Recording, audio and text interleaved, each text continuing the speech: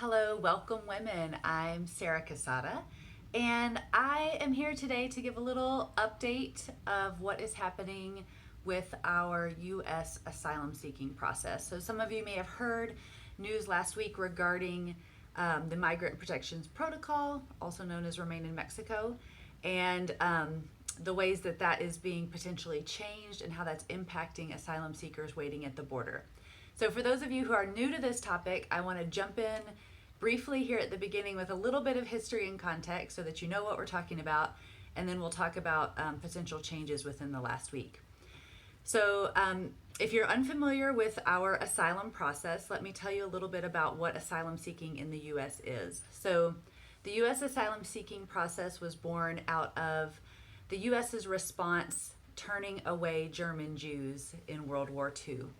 After the fact, our leaders regretted that decision and made a claim that we would no longer knowingly turn away people and put them back in dangerous or violent situations. So the U.S. created our asylum system.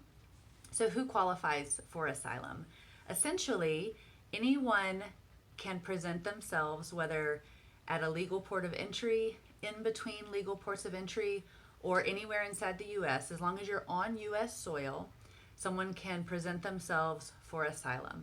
And they must make a case that they have credible fear that if they are returned to their home country, that they will be persecuted based on 5 qualifications. And so that is based on race, religion, nationality, political affiliation, or social group.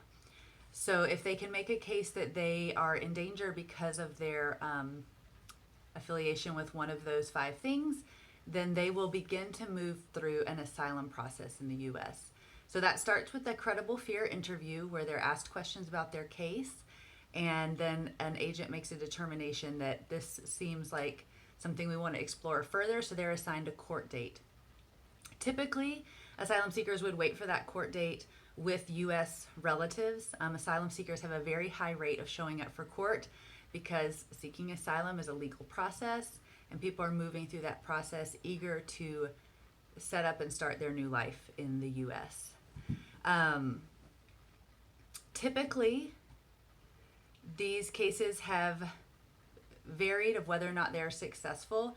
It can be very difficult to prove an asylum case because you have to have documented evidence that your life is in danger. However, those who have an attorney representing them have about 5 times greater likelihood of seeing their case be successful and being granted asylum. To give you a little bit of context, in 2017, of those people representing themselves, 90% of them, their cases were denied. However, those with a lawyer, almost half of them were approved. So this gives you a little bit of context because there's a narrative that because maybe 90% of people are being denied, that they're not really in danger, that there's an exploitation of the system happening. And while it is true that not everyone's claim is being successful, it doesn't necessarily mean that they're not in a situation where they need asylum. And we see that difference with those who have lawyers and those who don't. So what is Remain in Mexico? What is MPP? Early of last year, so that would have been 2019, early 2019, the United States created a policy called the Migrant Protections Protocol, shortened MPP, better known as Remain in Mexico, which said, if you remember earlier, I said they go through a credible fear interview, they're assigned a court date, and they could stay with U.S. family while they waited for that court date, or sponsor. It didn't necessarily have to be family, but the U.S. made a decision early last year to say, no, you will wait for your court case on the Mexican side of the border. And so this meant a big shift in how we've traditionally walked asylum seekers through this process. And we saw the rise of tent encampments and people living in migrant shelters along the border. I think they said it's about 60,000 people have been waiting along the border as they go through this process.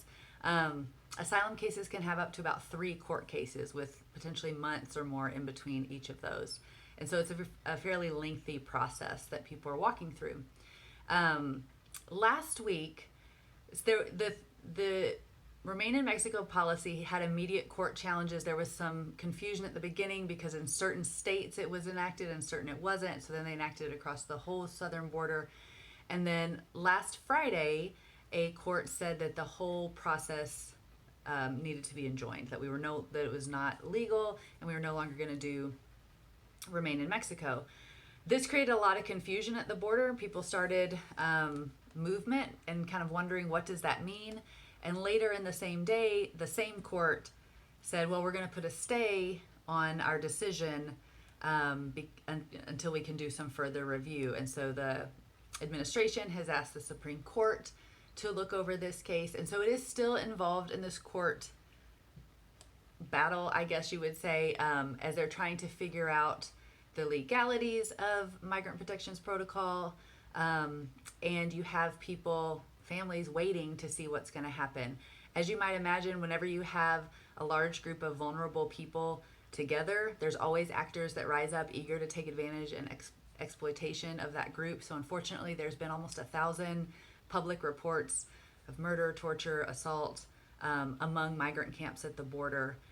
And so there are a lot of people who were fleeing their home country because they were afraid for their life and they've been waiting in dangerous circumstances at the border, who are eager to be able to see remain in Mexico no longer exist. There's also been very vocal support for ending that policy from the Union of Asylum Officers. And so a lot of people invest in this. It has big impact. We're still waiting to see exactly what will become of remain in Mexico, but I wanted to give you that update. And we're continuing to watch it, and we'll continue to share as we learn more. Please feel free to ask questions. I'm happy to answer any that I can. Have a great day.